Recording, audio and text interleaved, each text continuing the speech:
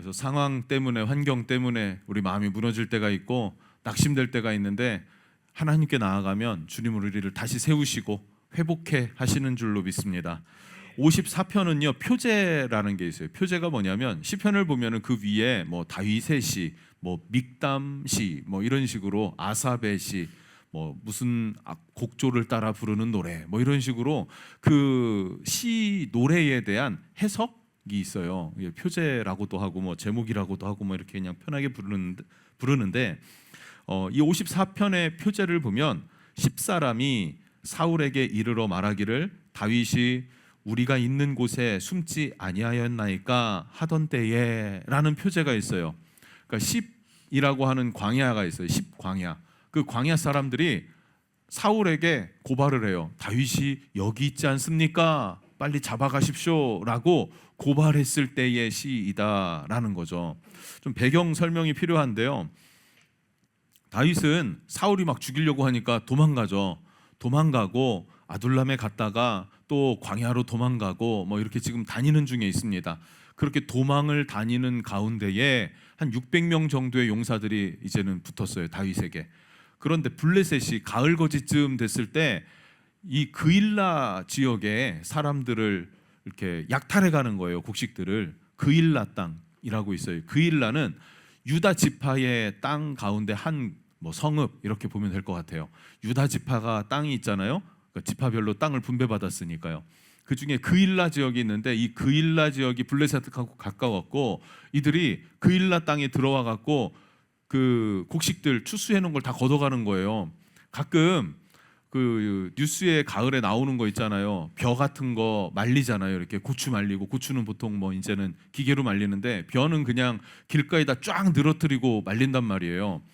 근데 그렇게 쭉 늘어뜨리고 말리는 거를 밤에 와가지고 다 걷어가는 도적대들이 있다는 거죠. 우리나라에도 그런 뉴스들이 예전에는 좀 있었어요. 그런 것처럼 지금 그일라 사람들이 양식을 추수했는데 그거를 이 블레셋 사람들이 와갖고 이렇게 훔쳐간단 말이에요. 이 이야기를 듣고 다윗이 기도하고 이걸 도와야 되나 말아야 되나 고민을 하다가 돕습니다. 왜냐하면 그일라 지역도 유다 성읍의 한 고을이었고 성읍이었고 다윗은 어느 지파입니까? 유다 지파이기도 했고요. 뭐 어쨌든 그렇습니다. 유다 지파가 아니었어도 같은 이스라엘 한 민족이잖아요.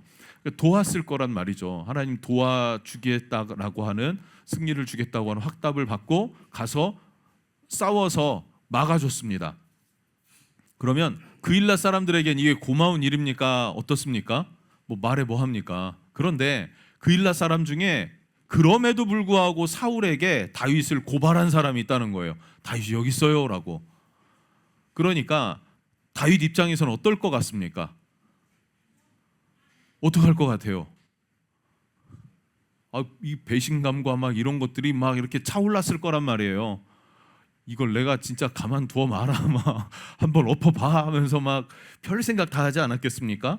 예, 그랬었다라는 거예요. 근데 그때 상황을 보면요, 사무엘상 23장 내용인데 13절에 이렇게 기록되어 있어요. 다윗과 그의 사람 600명 가량이 일어나 그일라를 떠나서, 이제 떠나죠.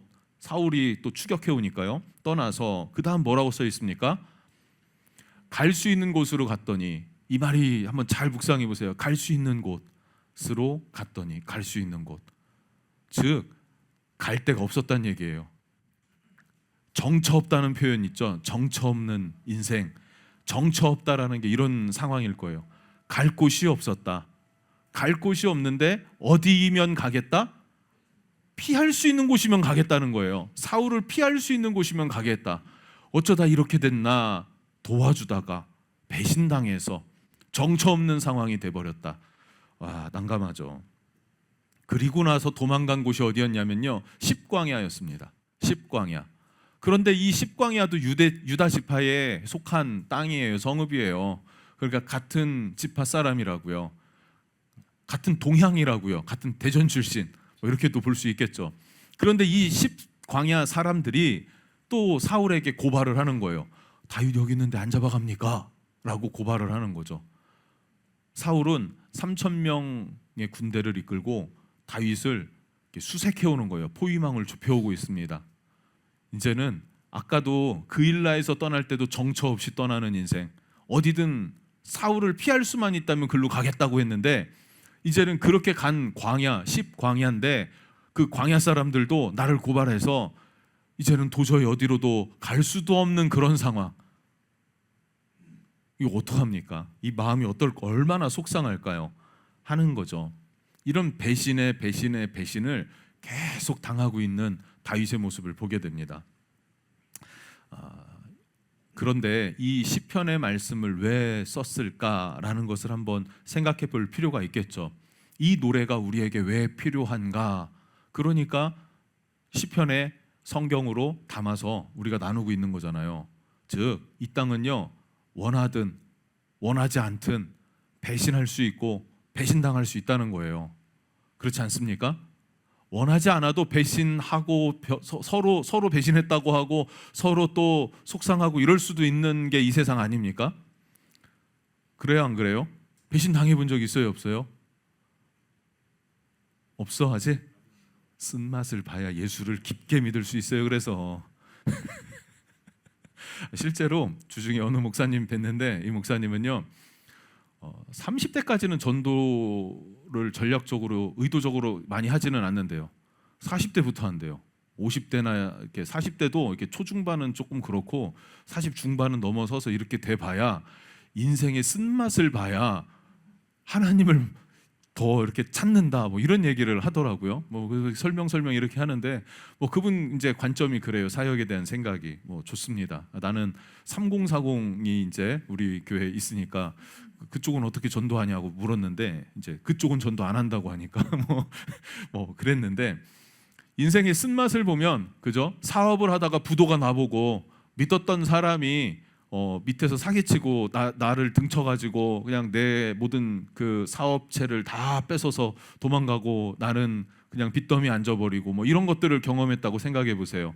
하나님 더 믿을 수도 있겠네요. 뭐 그러면 그런 일 없이 쭉 가는 게 또 평탄한 하나님의 은혜이기도 하겠죠. 그런 은혜 있기를 또 축복합니다. 근데 세상은요 이런 일들이 많이 있다는 거예요. 뭐 큰 사고가 아니더라도 친구 관계에서도 속상할 때가 있죠. 배신감을 느낄 때도 있을 수 있겠고요. 성경을 보면 요셉들은 아니죠. 요셉도 형들이 자기를 죽이려고 구덩이를 파서 던졌어요. 얼마나 무섭고 두렵습니까? 그러다가 그래도 착한 형 하나가 있어가지고 술을 쓴 게 뭐예요? 애굽으로 팔아먹은 거예요. 지금으로 말하면 뭐 저 미국에 팔아먹었다 뭐 이런 식이에요. 노예로 팔아먹었다. 노예로 팔려가는 그런 요셉의 모습을 보죠. 예수님은 어땠습니까? 수제자 베드로가 3번 배신해요. 3번 배신해요. 가룟 유다는 은 30에 예수님을 팔아버렸어요. 예수님도 이런 배신을 당하셨단 말이죠. 배신. 예수님도 또 구약의 믿음의 사람들도 또 우리들도 그런 배신감을 서로 느낄 수도 있고 속상하고 낙심하고 뭐 그럴 수 있단 말입니다. 근데 배신감을 느낄 때 여러분 어떻게 대처하느냐가 중요하다는 거예요. 배신은 할 수도 있고 당할 수도 있어요. 나는 안 했는데 상대가 배신 당했다고도 느낄 수도 있는 거예요. 근데 그런 거에 너무 개의치 말라는 것이죠. 왜 개의치 말아야 되냐? 이거는 동전의 양면 같은 거예요. 전쟁을 했는데 적군이 이렇게 투항하고 넘어왔어요. 그럼 우리는 어떻게 해줍니까?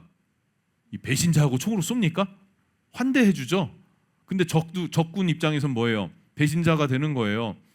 우리 편에서 우리 군사가 항복하고 넘어가요. 그 사람 뭐한 사람이에요? 배신자죠. 근데 그 나라에서는요 영웅 대접 받을 수도 있겠죠. 뭐 그럴 수도 있는 거잖아요. 그러니까 입장에 따라 달라지는 거기 때문에 이렇다 저렇다 하지 말고 그것에 의연해질 수 있는 마음이 우리 안에 있는 게 필요하다는 것이죠. 저는 사실 이 단어를 요즘에 알게 됐는데 중껑마라고 하세요? 아시나요? 중껑마. 중요한 건 꺾이지 않는 마음이래요. 권사님 아셨어요? 모르셨어요? 중요한 건 꺾이지 않는 마음이라는 거예요. 어떤 상황과 환경이 닥쳐올 때에 우리는 중요한 게 뭐예요? 그 문제가 중요한 게 아니라 꺾이지 않는 마음이 중요하다는 거죠. 꺾이지 않는 마음. 그렇죠? 특히 우리가 누구를 믿습니까? 하나님 믿잖아요. 하나님 의지하잖아요. 하나님 어떤 분이십니까? 악인과 의인을 공정하게 심판하시는 분이십니다. 세상 법은 공정하지 않음을 알지 않습니까? 그러지 않아요? 세상 법은요 공정하지가 않아요. 예. 그런데 하나님은 공정하십니다. 하나님은 공정하세요. 공평하세요. 그렇게 나를 판단해 주실 것이다. 그러니까 너무 억울해할 필요가 없단 말이에요. 하나님 안에 거하는 여러분 되시기를 축복합니다. 그래서 하나님을 의지하는 사람은요 꺾이지 않는 마음이 있어요. 꺾이지 않는 마음. 뭐 옆 사람하고 인사합시다. 중요한 건 꺾이지 않는 마음입니다.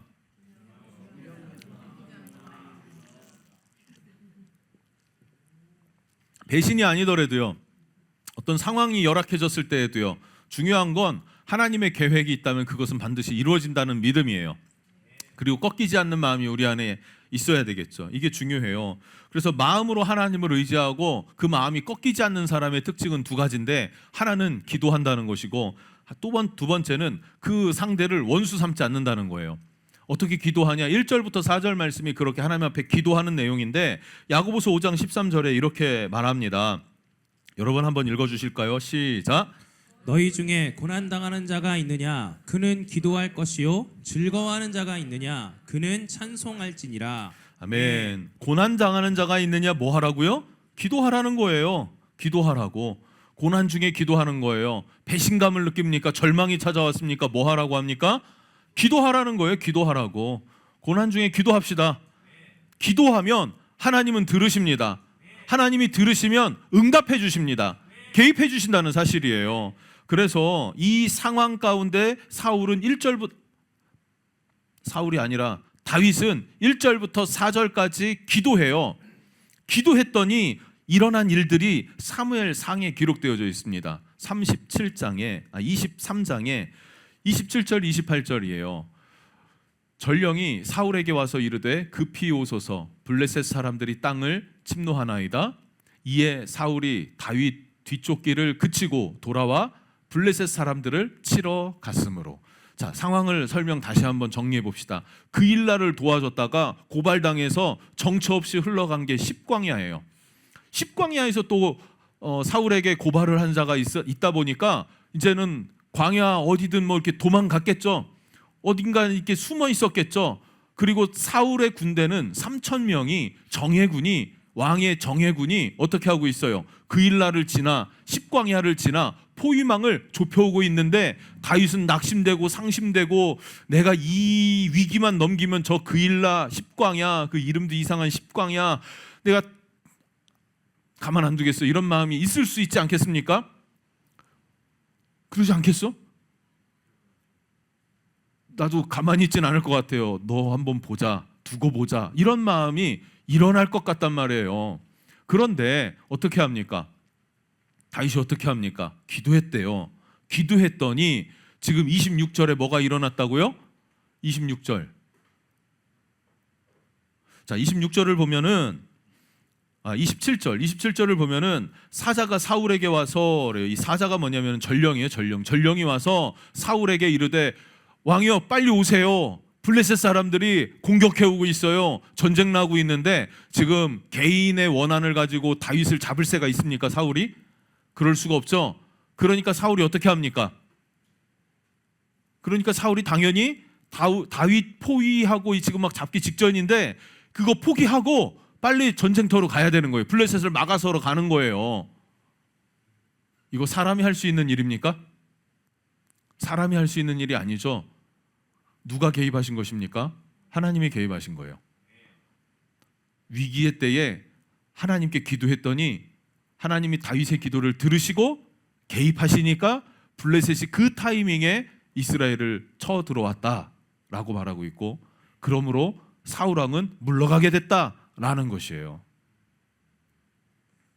중요하지 않습니까, 여러분? 두 번째, 원수 삼지 않는다 그랬어요. 원수 삼지 않는다. 다윗의 특징이었던 것 같습니다. 자기를 죽이려고 하는 사람도 그렇게 원수 갚지 않아요.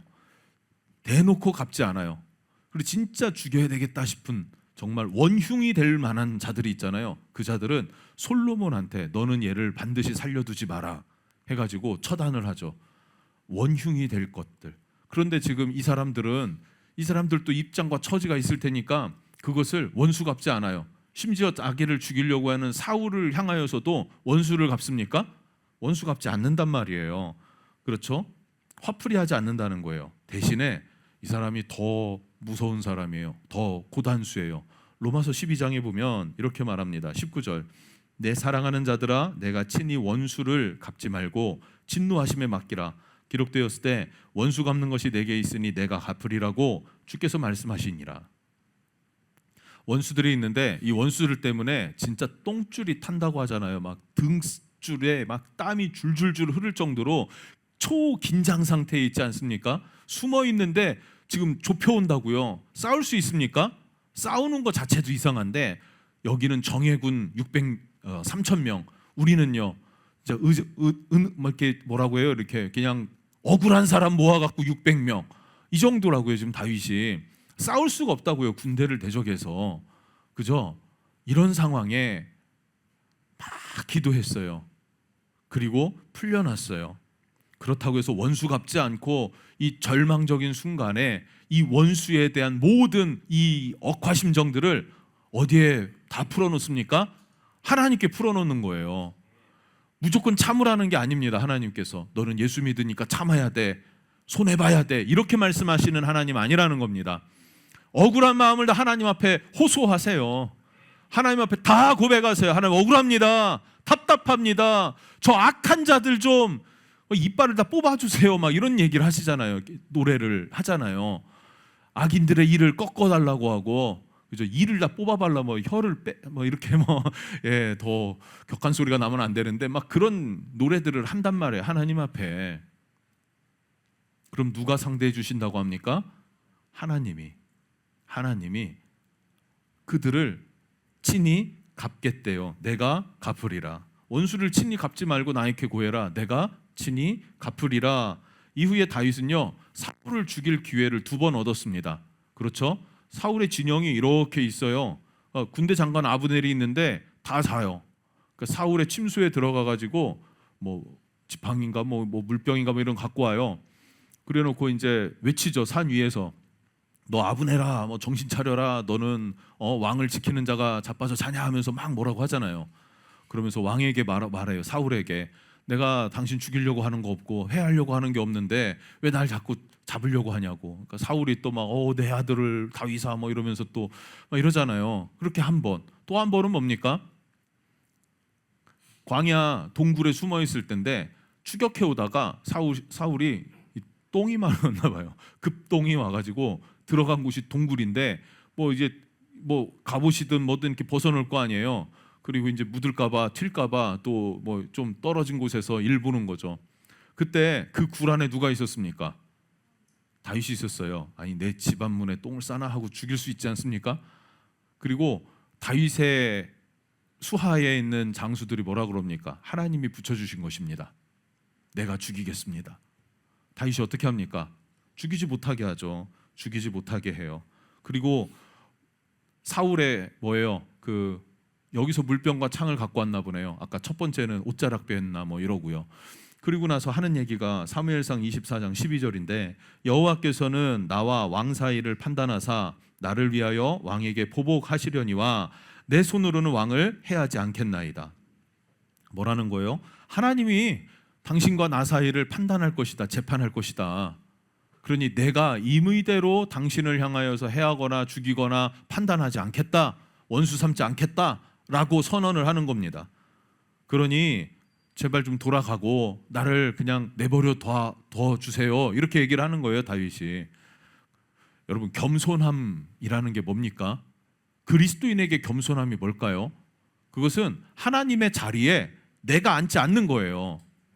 하나님의 자리에 내가 앉아서 내가 판단하는 것은 교만입니다. 교회가 이래, 뭐가 이래, 저게 이래.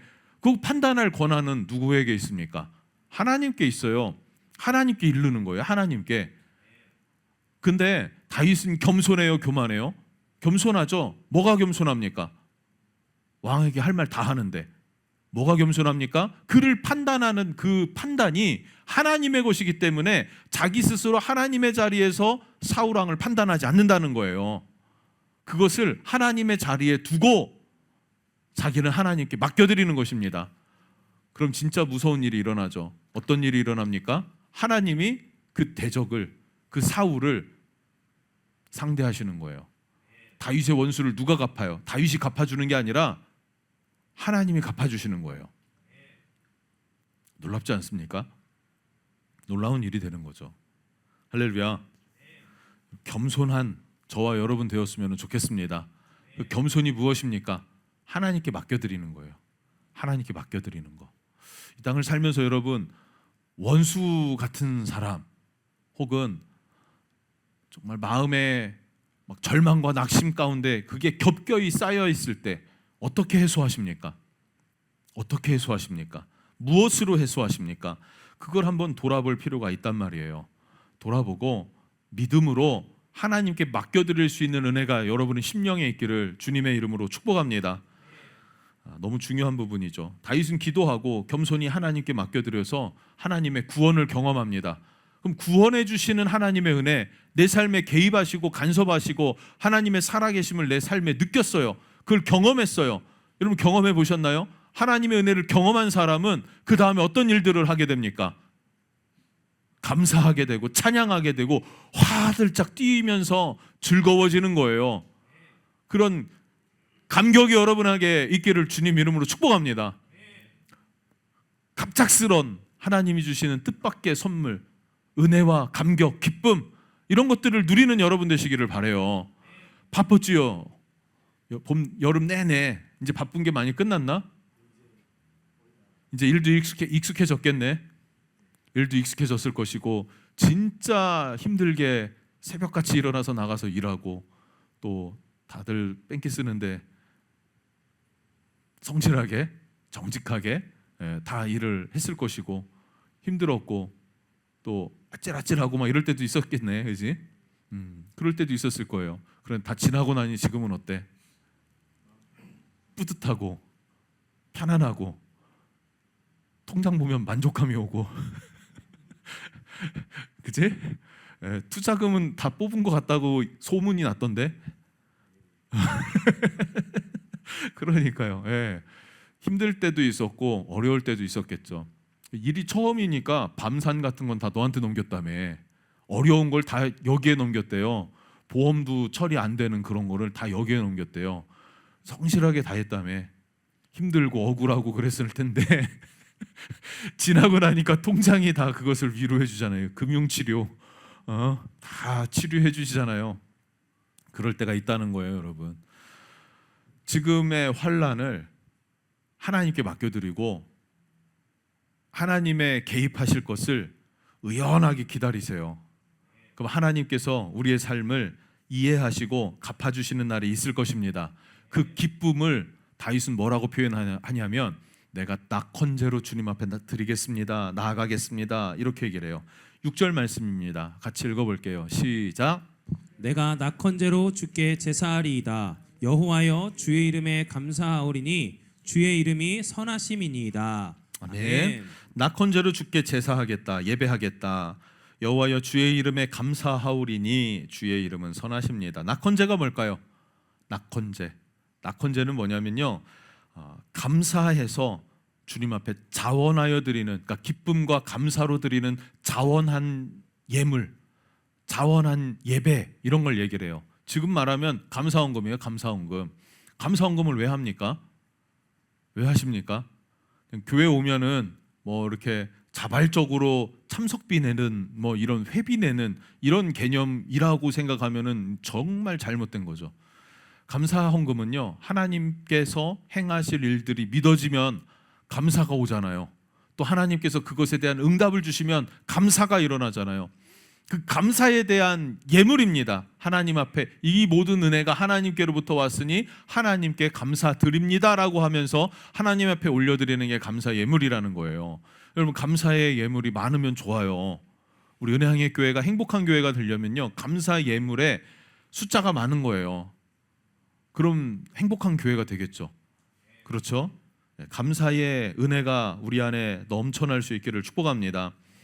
자, 그렇다고 해서 지금 다윗의 상황이 나아졌습니까? 지금 숨어서 기도하는 중이라고요. 지금 포위망이 좁혀오고 숨통이 막혀오는 가운데 다윗은 뭐 하고 있어요? 하나님과 지금 승부를 보고 있는 거예요. 기도하고 있는 거예요. 기도하고 있는 거예요. 기도할 때에 뭐가 옵니까? 하나님의 레마의 말씀이 와요. 하나님의 메시지가 온다고요. 말씀이 온다고요. 그 말씀이 뭡니까? 하나님은 공평과 정의로 판단하실 것이다. 원수를 갚아주실 것이다. 이것이 다윗 심령 안에 막 일어나는 거예요. 그 생각의 사고가 정리가 되는 거예요. 혼란스러울 때 여러분 생각이 됩니까? 정리가 됩니까? 안 되죠. 뭘 어떻게 해야 될지 막 어지럽잖아요. 답답하잖아요. 감정대로 움직여지잖아요. 근데 기도하세요. 기도는 뭡니까? 막 흩어져 있던 내 감정들을 한데 모으는 거예요. 그리고 내가 무엇을 행하여야 할지에 대해서 집중하게 만들어서 여러 갈래의 길들이 점점점 숫자가 줄어들더니 한 길이 보이기 시작하는 것, 그게 기도죠.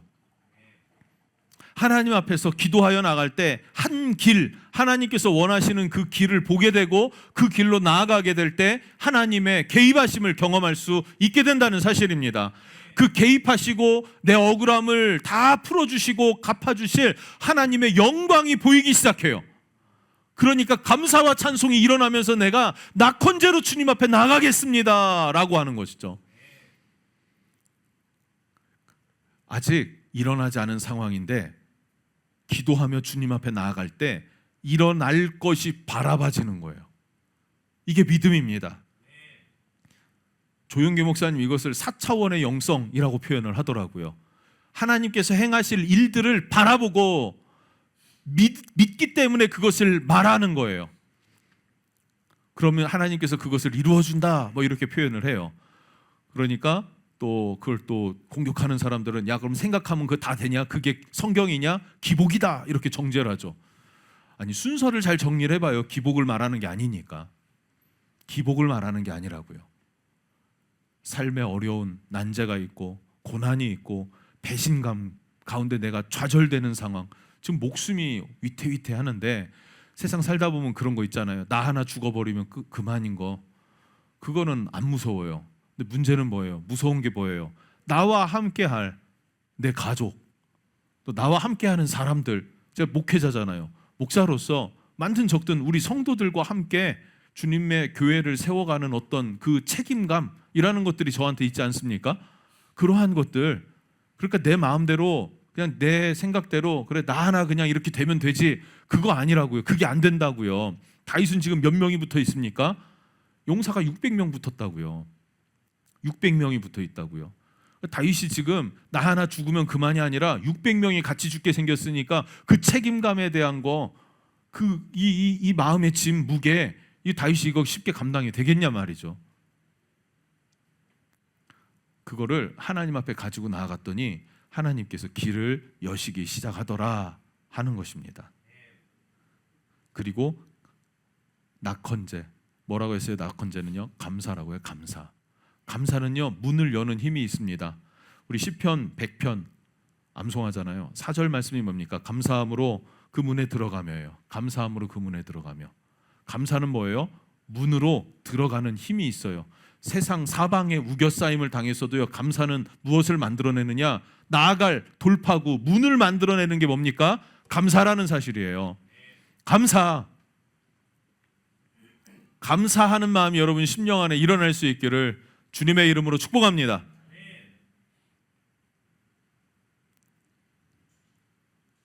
축복합니다. 정말 중요해요. 감사. 절망과 낙심 가운데 감사합니다. 주님 감사합니다. 주님 찬양합니다. 찬양하십시오. 찬양하십시오. 감사하십시오. 주님께서 피할 길을 여시고 또 새로운 길을 여셔서 우리를 축복하시고 이끌어 가실 겁니다. 여러분, 사람에게 배신과 절망의 마음 때문에 무너지고 지칠 때가 있어요. 그럴 때 원수를 스스로 갚지 마세요. 내가 원수를 갚기 시작하면 어떻게 됩니까? 내 마음 안에는요, 그 사람에게 원수 갚는 걸로만 가득 차 있어요. 하나님의 부르심을 망각하게 됩니다. 그 영화 있잖아요. 악마를 보았다. 아십니까? 이병헌 나오는 영화 아십니까? 악마를 보았다. 자기 아내가 비참하게 막 처절하게 살해당했어요. 그 살해범에게 어떻게 해요? 원수를 갚기 시작해요. 막 못 살게 굴기 시작해요. 결국 어떻게 됩니까? 원수는 갚았어요. 죽였어요. 그런데 결국 그 마음은 어떻게 돼요? 자괴감. 그렇다고 죽은 아내가 살아오는 것도 아니고 그 험악한 그 과정들을 통해서 자신 안에 있는 또 다른 악들이 막 나오는 거죠. 그래서 악마를 보았다가 악한 최민식을 봤다가 아니라 그 원수를 갚다가 보니 내 안에 있는 또 다른 악마가 나와서 이게 뭐예요? 우리 기독교적 관점으로 말하면 우리 안에 있는 죄성을 계속 끌어내는 거라는 거예요. 뭐가요? 원수를 원수로 갚는 게. 그래서 원수를 뭘로 갚아야 합니까? 원수를 뭘로 갚아요? 하나님께 맡기는 거예요. 하나님이 갚도록. 할렐루야. 하나님이 갚으면 세게 갚지 않습니까? 예를 들어 우리 아들이 누구랑 싸웠어요. 친구랑 뭐 싸우고 온 적은 없지만 한 대 맞고 왔어요. 그래서 선생님도 이럴 일이 없고 이런 일 자체가 없었지만 사건은 없었지만 선생님이 또 야 너도 얘 한 대 때려 이래요. 그러면은 이게 때리겠습니까? 저는 잘 못 때려요. 우리 아빠한테 부탁할게요. 이러면 지혜로운 거 아니에요? 그럼 내가 가갖고 내 아들을 건드린 그 자식을 내 이 화가 이렇게 올라온 내 화가 어떻게 될까요? 왕펀치를 날려버리겠죠. 그죠? 다윗을 건드렸어요. 다윗이 뭔가를 해보려고 하면은 다윗은 허송세월하게 되는데 그 시간 낭비 허비하지 않고 자기의 부르심이 뭡니까? 하나님을 예배하는 거, 하나님을 높여드리는 거. 그게 다윗은 자기 스스로의 정체성이라고 여겼고 그렇게 살았어요. 여러분의 부르심은 무엇입니까? 하나님 앞에 무엇 하기를 원하십니까? 이거 잊어버렸다면 이미 생각을 여기저기로 막 뺏긴 거예요. 혼란, 환란, 고난, 역경 가운데 이거부터 저거부터 계속 마음을 뺏긴 거예요. 다시 되찾아오십시오. 그리고 모든 어려움들을 하나님께 맡겨 드립시다. 그리고 우리가 감당해야 될 부르심을 감당하면 그것은 가장 행복한 인생이 돼요. 가장 행복한 인생은요, 하나님이 나를 디자인하실 때, 만드실 때에 그 오리지널 디자인 있잖아요. 처음에 내가 너를 이렇게 이 계획을 가지고 만들었어라고 했던 그 계획을 따라 살아가면 우리는 가장 행복한 것입니다. 그렇지 않습니까? 이 컵이 가장 쓰임받는 것은 물을 담아서 나로 하여금 마시게 하는 거예요. 주인을 섬기는 게 이 컵의 역할이에요. 이걸로 우물물을 날른다고 생각해 보세요. 얘가 감당하겠습니까? 이 조만한 게 힘들고 고된 거예요.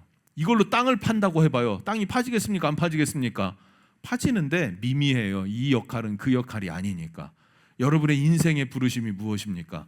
근데 그것을 빼앗는 게 뭐냐면요, 원수들을 생각하고 원수 갚게 하고 나에게 해코지 한 그 사람을 향하여서 내 감정을 소모하게 하고 시간과 에너지를 낭비하게 하는 것 차단하고 본래 여러분의 부르심이 무엇인지를 알고 찾아갈 수 있는 그런 은혜가 있기를 바랍니다. 그래서 GT가 필요해요. 매일 주님 앞에서 묵상하는 삶, 매일 주님 앞에서 기도할 줄 아는 그런 여러분의 거룩한 습관을 만들어갈 수 있기를 주님 이름으로 축복합니다.